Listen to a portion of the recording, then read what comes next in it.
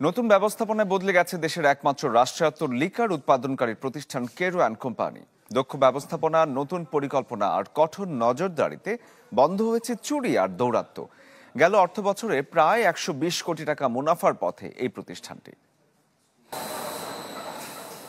কোভিডের পর থেকে বাড়তি শুল্ক সহ নানা জটিলতায় বিধিনিষেধ বাড়ে অ্যালকোহল আমদানিতে। বিপরীতে বাড়তি চাহিদার যোগানে দরকার হয় উৎপাদন বৃদ্ধি। সেদিকেই নজর দেয় কেরো অ্যান্ড কোম্পানি। নেওয়া হয় কারখানার পরিবেশ উন্নয়নে নানা পদক্ষেপ। কেরুর লিকার উৎপাদন কারখানায় সর্বোচ্চ সতর্কতা নিশ্চিতে পুরো ফ্যাক্টরি নেওয়া হয়েছে সিসি ক্যামেরার আওতায়। সতর্ক নিরাপত্তা রক্ষীরাও। বন্ধ হয়েছে রাষ্ট্রায়ত্ত এই প্রতিষ্ঠানে চোরা কারবারি।